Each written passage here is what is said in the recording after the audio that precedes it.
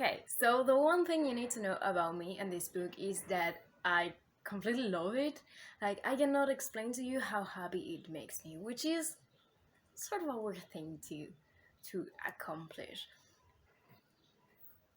So, we're gonna take this video and I'm gonna make it as short as possible because I know that if you let me, I'm gonna speak for hours about it. But we're gonna roll those titles and we're gonna continue with this after that.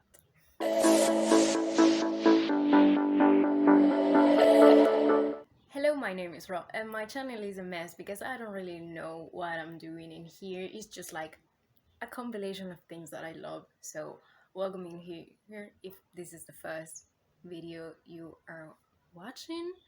I talk about books, music, movies, and whatever the fuck I want to talk about because that's just me, a jack of all trades.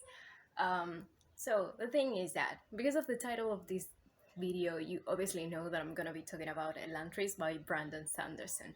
So let me explain to you a little bit about this. So Sanderson is an author that I've been following for a couple of years on YouTube, and he's incredible, and I am a writer, so he's pretty much the only person I actually listen to, because if anybody else gives me advice, it's just like, no, I'm taking advice from no one, because I don't really care a lot about writing advice, but when it comes from him, it's just like I have such a level of appreciation and, I don't know, respect for this man and for the kind of work he does, that I just go ahead and I'm like, I'm gonna listen to anything you have to say. And it's weird that because I have this, I had never gotten into a Brandon Sanderson book until my best friend told me, "Hey, I need you to read this book because, like, I'm super pissed off about the ending." It wasn't Elantris, it was Warbreaker, which I have a video on, and I'm gonna link you to the review at the end of this video. But the thing is that I read that, and I've always wanted to get into Sanderson because I've said like I need to, but it's been a while since I've read books in general, because if it's not for studying, I haven't been reading shit at all. So I kind of needed this. And now that I'm getting back into reading, I decided to go full on charge and just go into Sanderson. So, of course, I read Warbreaker, and then I was like, yeah, I need to go through Elantris because I'm super intrigued by that. And yes, I was super hooked up about it. So, anyways, this video is pretty much for me to talk about Elantris. I don't know what else to tell you. So, I promised myself that I'm gonna make these as short as possible because I really know that if you give me the chance, I'm gonna be here talking for hours because I like to talk and I like to talk about things that I love. So of course it's gonna be possible that I do that because I'm a pain in the ass. And well, on the topic that I'm a pain in the ass, I want to tell you one thing is that I am very critical when I read books because I'm very critical in my own writing, and I don't know where I lost it. I don't know when I lost it. Whenever I read a book, I cannot read it as a reader, just as a person who's enjoying it for what it is. I read it as a writer and I analyze it like a writer, and I'm obviously over there just like, this might be a mistake, or this is not where you want to take it, or why did you take that decision? Why did you make that decision, And those kinds of stuff because, like I said, I'm a pain in the ass. So one of the things that, I'm mostly concerned about when it comes to a book is the beginning. Okay, so the beginning is, I wouldn't say one of the most important parts, but it is an important part. I mean, like, you can have a great book and a weak beginning, but still, there's something about the beginning of a book that has to hook you up. And the prologue of Elantris, even though it's brief, it just hooks you up beautifully because it paints a picture of what Elantris was, and the transformation, and whatever it took. And then it just ends in this place in which just goes like eternity ended 10 years ago. And that is just such an interesting premise to go through, because I don't know, it's just the perfect words to start off. It is the perfect way to start it off, because I was hooked. Then the first 7 chapters, it took me a couple of years to read them, and then I read the rest of the book in like a day and a half, because yeah, that's what happens when I get hooked by something. I read it super fast. So the thing is, the first 7 chapters were a little jarring for me to read because I wasn't that invested. I like the characters because we've got Raoden, which is no, who is my baby, my lovely boy. I love him too much, and I was talking with my friend, and she told me that entire book is a big "I love you, Rayolan," and I was like, "Yes, it is.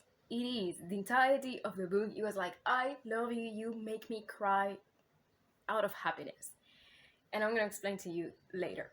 And then Sarene. Sarene is just an incredible character because one thing that I have to tell you is that I tend to hate female characters because they tend to be just annoying. And sometimes I'm just over there like thinking, like, have you ever met a woman in your life? Like, even when they are women, the ones, even when the writers are women, like, it's just like they have never met a woman in their life. 'Cause you cannot just portray that monstrosity and say that it's that's just how a human being behaves. No. And then, okay, so Sarene is just amazing, okay? And I really love her, and we're gonna talk about her later. And then we've got Raiden, who's the other fucker, which we had a whole bunch of points of view that just were boring to read, but I had to get through them because they were important. I didn't give a shit about him for so long, and I'm gonna rant about him later. Later. I had to do that later. So, okay, we're gonna go piece by piece. So, let's proceed and talk about Rayoden. It is safe to say that Rayoden is my favorite character from this book. Like, it's either him or Sarene. Like, I mean, there are other characters that are impressive, like Galadon and Karatha are just great, but Rayoden just got me, and the thing with his story is this whole thing that he becomes an Elantran, and he begins discovering the things that are happening in there, and he meets Galadon, who is a doula, and who's and uh, the friendship between them is actually awesome because it's just like this pessimist optimist relationship in which it's just like Rayoden is all over there like, oh yeah, you have to believe that good things can happen and we can make things happen, and Galan is just like, yes, Sule, no, shut up. And it's just amazing. Anyways, um so I fucking love Rayoden, because he's curious and he's so hopeful and entertaining, and the things that he goes through. Because for the entirety of the book, he's just like going through this thing in which he discovers, of course, he discovers he's an Elantran and he goes through that, But he gets hurt in there, and he's going through a whole bunch of pain and he's going through hunger, and he's just taking all of this in. Hey, so he's the sort of guy that won't tell you he's dying just because he wants you not to worry about him, And I don't know, there's so many things that you can talk about these characters that are so just well portrayed, and I just greatly developed, and that I loved entirely. And seriously, it was like for the entirety of the book, and I'm not gonna joke about it on this one. I was just like looking forward to everything he went through. The pain, discovering the magic of the aeons, every single little thing, just because of the fact that not only because of I was intrigued by what happened to Elantris, and I wanted to really, really get to know what happened in there, but because Rayoden was kind of this character that just makes you feel like you want to go with him. Like, I don't know, he's kind of has this sort of drawing force that you just have to, you know, that alongside him, like, things are gonna be all right, you know. He's a hopeful character, and I love that about him, you know. And I love the entirety of the positivity you just built around him, because he's that kind of person. He's like a little sunshine, and I love little sunshines, you know, in characters, because they are impressive, and they you don't see them very often, you know, because everybody's just so keen on telling you that you have to write a character who has a tragic backstory, you know, and like they have been through the worst in life. And yet Rayoden is just not that kind of person. He's a good guy who does good things and intends on keeping doing good things, and he doesn't do them because something bad happened to him, but simply out of the goodness of his heart, you know, because he's a good person and he believes in doing good. He believes in people. And just that's my son. That's my son right there. Okay, so then we've got Sarene. Sarene is just a character that is just good to me, you know. She's like a breath of fresh air because I have read and seen in stories like this badass girl that is just that it's only badass, and it doesn't have any more layers, you know. But I feel like she's good because she's interested in politics, which is boring to me. Like, I like politics, I can talk to you about politics, but it's boring to me. It's still boring, like in fantasy and in real life, like whatever it is. But I can talk to you about it because I understand it. I understand how economy works and blah blah blah, and all of that. So I get you. She's super intrigued by that. She's and she understands them, and she's good at it because she's freaking smart, you know. Even though, you know, there were moments in the story in which I was like, girl, this is flying under your nose, like, how are you not seeing this? But, you know, eventually she found out. The thing is, well, what I wanted to say with this, politics, and then besides that, she's still very feminine, which is something that I appreciate a lot, because she's not this kind of girl that just because she does fencing, you know, and because, I don't know, she likes fighting and she's prepared, she goes like, oh my god, no, femininity is just not okay for me because I'm a badass, and badass chicks are not feminine, you know.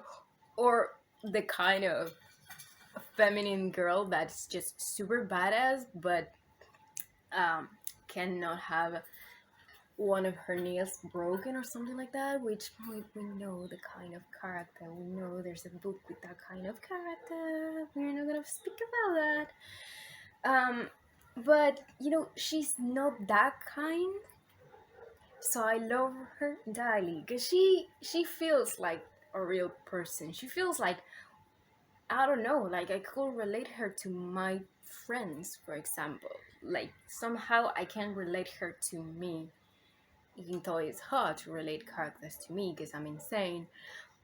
But anyways, the thing is that she was, like I'm telling you, like a breath of fresh air because she's really smart, and she plays by it, and she knows how to play people with it, and she understands how the world works. But not only that, but she has a lot of faith in the fact that she can make the right decision, you know, and she can make the right call, and she trusts, you know, her knowledge and her actions enough to know that even if she screws up, she is capable to just get up and fix it. And I really appreciate that about her character because it's just really good. The third character we've got is Rathan, who is a priest from the Shudareth branch of, you know, of religion, because it's like one god. I think that it was Shukeseg or something like that, and then that just transformed into Shudareth and Shukorathi.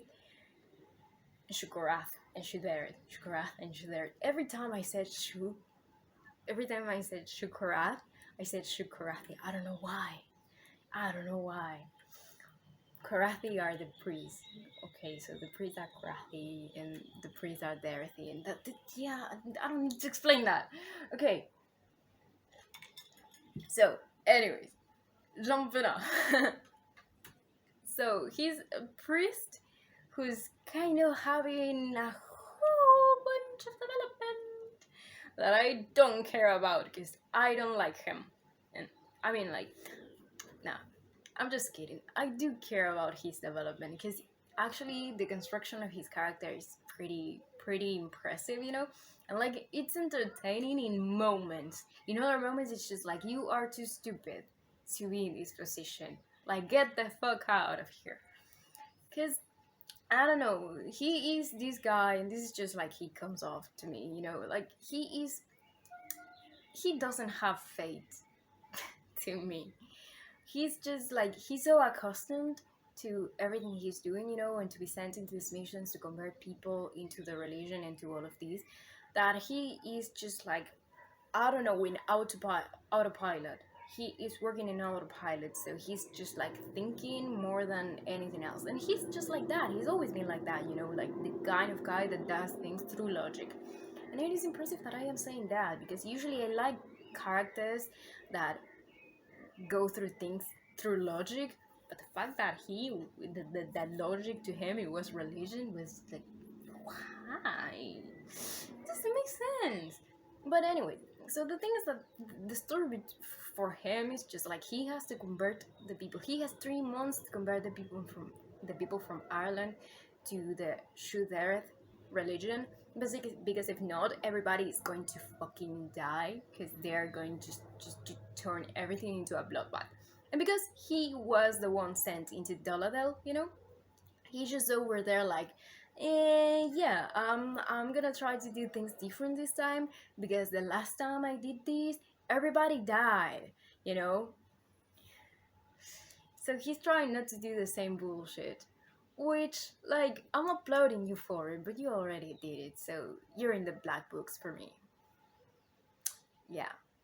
Because we're not forgiving people who have used religion to kill people. I don't care if it's fiction or reality.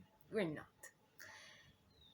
So, anyway, the thing is that his character is super interesting, but he believes, you know, he's very logic. He's a very logical person.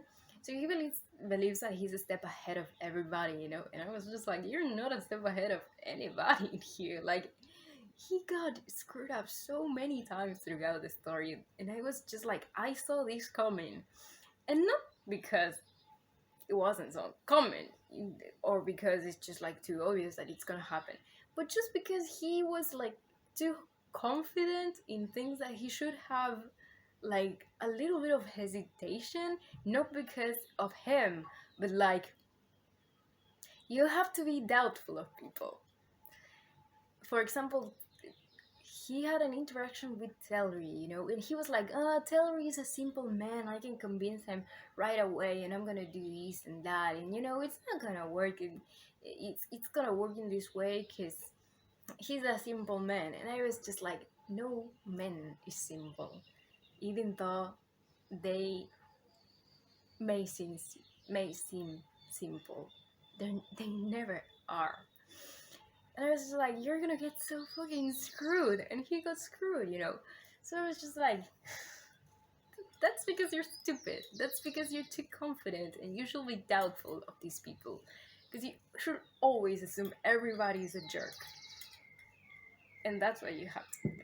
So, but that's just me because I'm too paranoid. But, anyways, in the story-wise,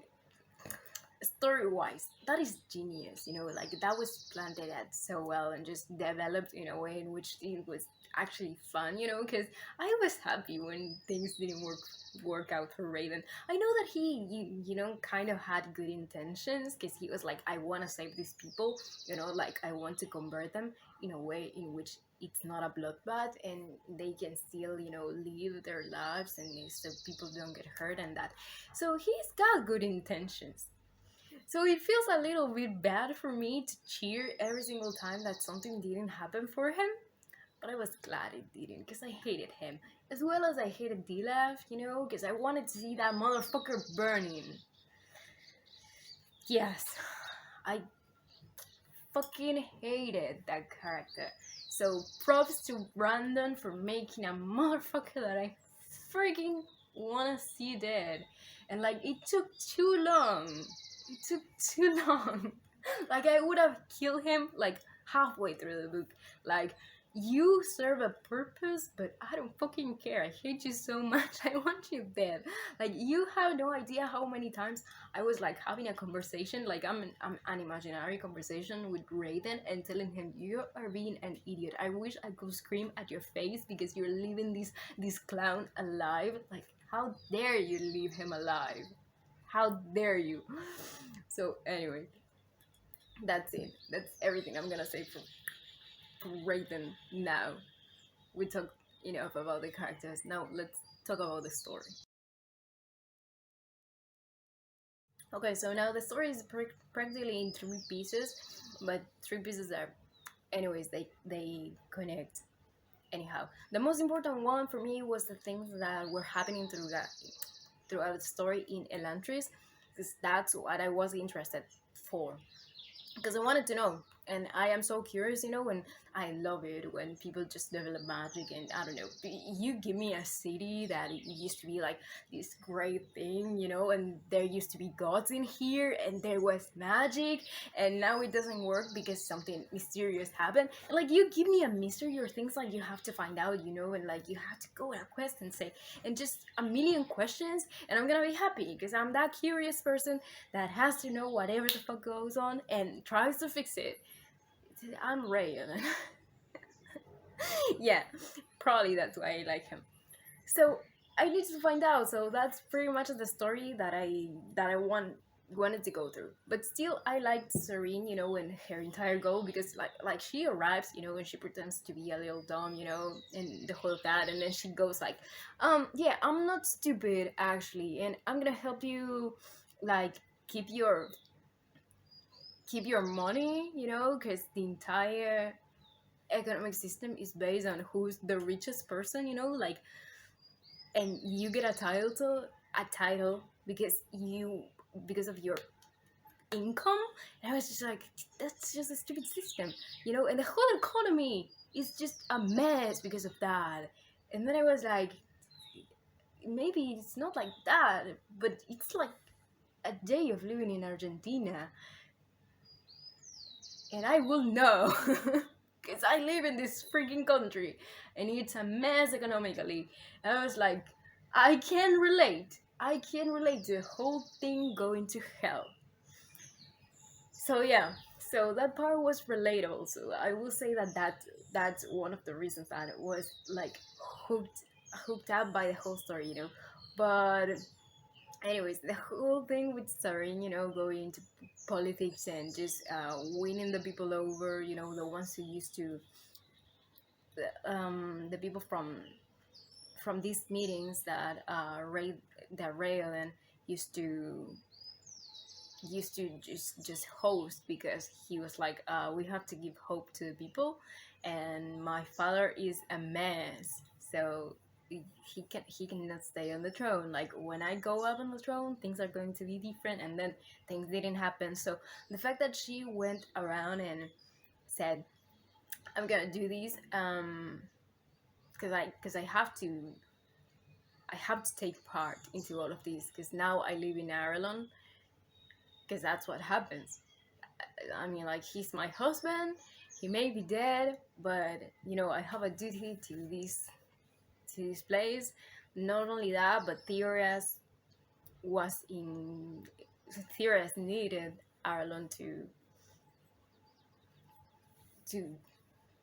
complete the treaty. So yeah, so it makes sense. But I really like the fact that everything she does out of a place of good, and then she takes something that Rhea then created and she kept it alive, So I feel like that is a beautiful point.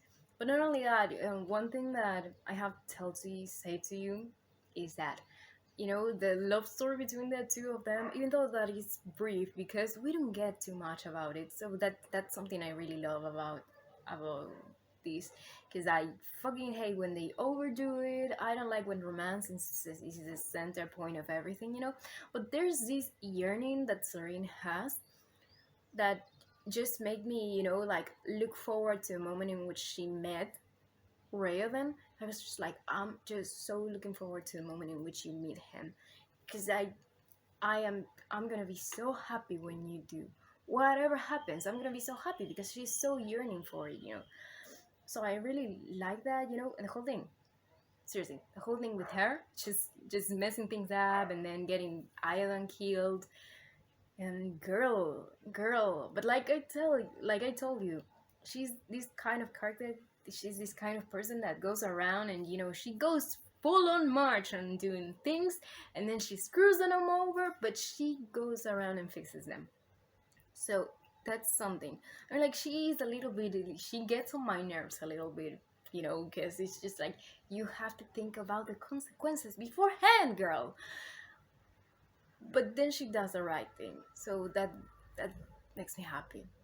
So I'm not gonna talk about Raiden until the ending, because I just want to talk about the one and only thing that makes me angry about this book, and it's about him, but I'm gonna leave it for later. So now we're gonna talk a little bit about what happens in Elantris, you know, and the whole of that. So I really love, you know, the development of the magic of the Aeons, you know, and the whole thing about Elantris, you know, and how all of these things went to fucking hell pretty much. Because it's interesting, you know, and there's so many things that you're over there like, oh my god, I wish I could know so much more about this.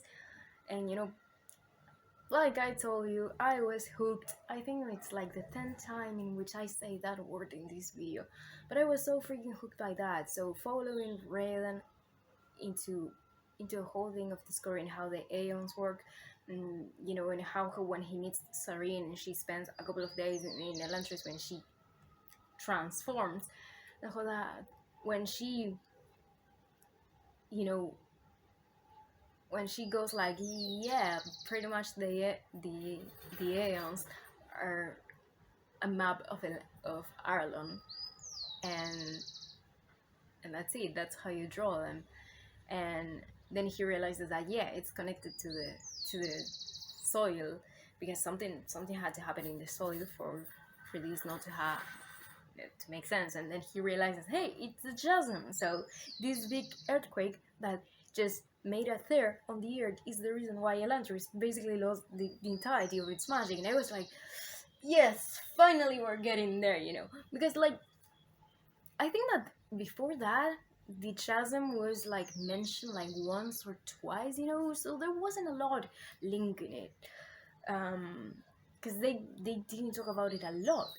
But then he goes ahead, you know, and like, I remember briefly what it was. So when everything just started pulling together into that, I was just like, yes, we're going there. So they begin using aeons, you know, the whole of that, but they don't work at full power. So you're just expecting like, oh my god, I want to see this developing. And one thing I have to say that I just love about the story so much is the fact that it doesn't have magic throughout the entirety of the story. Magic is this thing that they are just basically just go around discovering little by little, you know, and it doesn't work at its full strength. And then you get to, and then when you get to the point in which Raylan just does this great thing and just fixes it, it's just so, I don't know, it's emocionante in 3 different levels, you know, like in 10 different levels even. I was so happy throughout this point, because one thing that I have to tell you is that when it comes to Raiden, everything that happened with him, like from ever since he got into Elantris, you know, and when he started building new Elantris, and everything that happened, you know, and how he treated the people and how the people trusted him, everything that happened, it just felt something inside, he just made me feel so many things. And I was just there like, boy, these are too many emotions. Because it made me feel so proud, like people trusted him and he was like a beautiful source of hope. So that was a beautiful thing. Okay, so I was like ecstatic with this book. You have no idea. You have no idea the amount of times that I screamed with this book. There's a moment in which he is under the Kalu illusion, and he's just over there, like Sarene finally realizes this is a spirit, because she only knows him as a spirit and not as RAODEN, and he just goes and tells her, really, like, yeah, it's impressive what you did with these people, because I thought that this wouldn't continue. These reunions wouldn't continue once I left. And he leaves that hanging, the once I left. Like, I'm not only telling you that, yeah, it's me, spirit, but I'm also telling you that I'm your freaking husband. And I was just like, he's doing it! Finally! Because every single time, every moment they spent in Elantris together, I was like, when are you going to tell her? When are you going to tell her? When are you going to tell your wife that it's you? Because I was just like, I feel like Sarene convinced me, in that yearning she had, and then that just played a lot, into that. So, anyways, that's one of the moments, but the moment in which, he realizes that basically the cities surrounding Elantris are a big aeon, and that they construct the entire thing, and that he has to put the chasm mark into a certain place on the soil, so the entire city can go on, you know and when it works and everything eliminates and he gets healed and Galadan gets healed and the entire city goes alive once again, I was crying. I was in tears. Like, you cannot imagine how happy I was with that. It was just really exciting. And now finally I'm gonna talk about pretty much the last of the book, because I know that I'm just stretching this too much and I'm saying nothing of importance. But okay, so now I'm gonna tell you about the thing that I'm super pissed off. Because it has to do with RAODEN. Yeah, I fucking hate him. But I don't really hate him, I really like his character development, but I don't like him as a character. These are different things. Like, I can like the character development of a character, but I don't like the character in the least. I don't care if you have good intentions, you're still a piece of trash. Go to hell. Anyway, so the thing I don't like about this, and this is one thing that I have to tell you. So Karatha dies trying to protect RAODEN, so he can complete the Aeon, so Elantris is restored. That's it. Karatha dies. Nothing else happens. And aside from that, then we get this whole thing with RAODEN, that he realizes that this is not right, and whatever Dilaf is doing, he's not gonna follow, so he betrays Dilaf, because of course he betrays his fate, pretty much. And there's this one moment in which I'm so glad he didn't say it out loud, because I was gonna kill him if he was about to do that. But he kind of realizes that he loves Sarene, so she is partially one of the reasons why he realizes, oh, this is wrong. But I just fucking hate that. Like, no, you don't get to love her. Like, no, not you. So that's the thing. So it is something that it was developed, it's not like it came out of nowhere, because he kind of liked her before, because he was sort of impressed by her. But I don't like it. Like, no.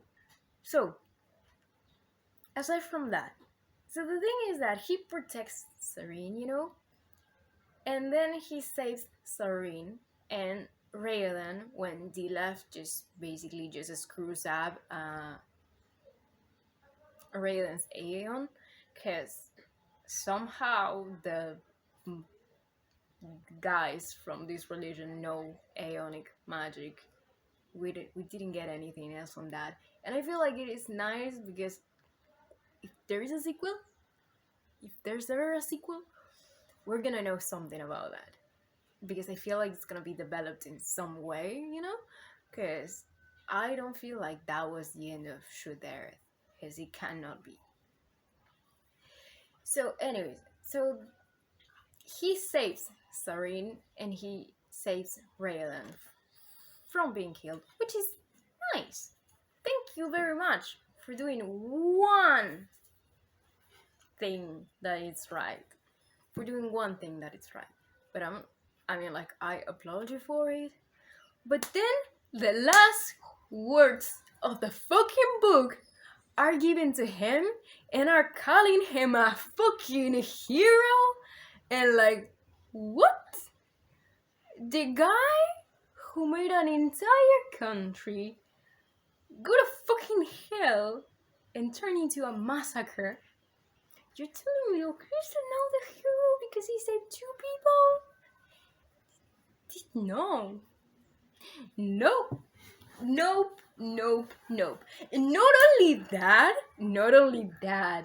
it's not just that he is getting a grave, that he's getting called a hero, but he's also getting a grave, alongside this whole bunch of people that, they are told in there that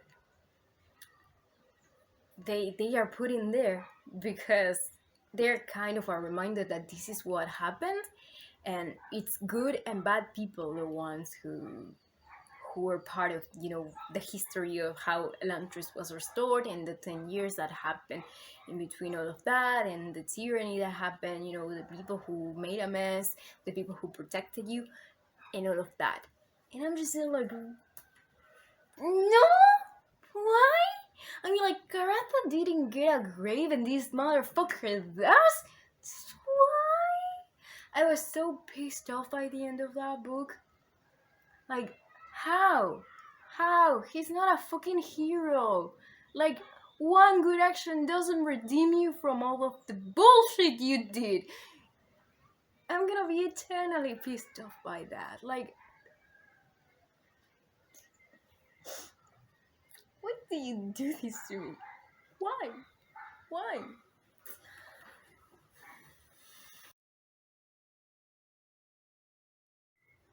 Okay, now, to close up, the one thing that I really want to talk about, and this is what I gather the most from the book and what the book means to me, and pretty much one of the reasons I loved it a lot, is that inside the development of Elantris, we get this part in which,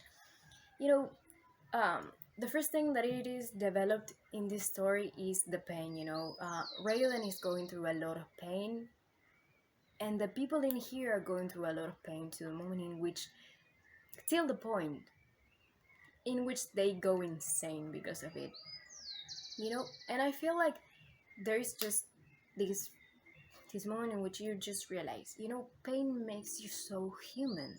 Like, it makes you fragile, and it makes your life, you are these beings that are supposed to be all powerful, and yet you are here hurting, and that makes you as human as you can be, because it just touches into all of this vulnerability that there is into what being a human is like. But not only that, then Karatha shows Raoden the children, my neighbors. Then Karatha shows Raoden the children, and how they are joyful, and he's surprised because of the fact that there is joy in this place, but there is. And not only that, but when he begins building new Elantris, you see all of these people smiling again and having a good time, and they are ignoring their hunger and they are ignoring their pain because they are clinging to joy and hope. And I feel like that is such a beautiful message, and one of the reasons why I cried a lot with this book, and I get so emotional when Raiden said something, or somebody just reacted to something he did, and how the people saw him, because he was a source of hope, and he was a source of joy, and he just provided this place. It's just a forgotten place that just was meant to die, and then he came around and changed it, and I feel like he was this character that is just too good for the world, but he's exactly what the world needed. I feel like that's poetic, but it's not only that, but this play on pain makes you human and vulnerable, but then joy makes you endure, and hope makes you get to a place in which you can get through all of this. So I don't know, I feel like that's what I love the most about this book. I have been watching a couple of reviews from it, and people are sort of like saying, yeah, this is not one of Sanderson's best books, and yeah, eh, that. I know that it was his first book, and I know that maybe, the way of writing, it was like, of course, we all write like crap, or I'm not saying he writes like crap, because I feel like he's, so far, what I've read, he's incredible, and I really admire him a lot, and I really like his way of writing, and I love that his stories are so dialogue packed, because, like I said before, that's my kind of writing, and I feel like I can relate to that, to characters who talk a lot and share a lot. But I don't know, I feel like I love this book too much, and I don't care, if it's not perfect, because I know that I'm talking from a standpoint in which I love it a lot, and like there are just a couple of things that I don't like, or a couple of things that you would be thinking, this could have been done this other way, and all of that. But I'm in a stance in which I love the book a lot, and that's everything you need to know about me. About me and this book. I really love Elantris. I think that it is an incredible story. I feel like it is a powerful story, especially for being his first published work. It's just too good, and I hope that we get a sequel. I think I read something about it getting a sequel, or I don't know if we got that from Warbreaker, but I don't know. I just know that, anyway, Elantris is still part of the Cosmere, so I guess in some point he's gonna pick it up again and continue. I know that there is a prequel to Elantris, which is the soul of the Emperor's soul, or the soul of the something like that. You know, um, but the thing is that I really think that this is an impressive book, and that I will go around and tell people you should read this book, because it's just too good for you not to. So that's where I stand with Elantris. I love the characters. At least I love 2 out of 3 of the main characters, and then all of the other ones are just amazing. They were really enjoyable to read. Every single little piece of this book has so much thought put behind it, and I appreciate that, because that is something that, when you read a book that is well developed, you realize, the amount of work that a writer is putting behind it. Because I've read books that are a piece of trash, or that you're over there like, they could have done so much more with this, but they settled. But I feel like Brandon didn't settle. He was just like, I'm gonna go the whole way. And he went the whole way. And I freaking love that he did. So, I love Elantris, and of course I'm gonna keep reading the Cosmere. I don't know what's gonna be my next Brandon Sanderson book. I feel like it's probably gonna be the Mistborn trilogy, because I already have the ebook for the Final Empire, so I'm probably gonna go with that one.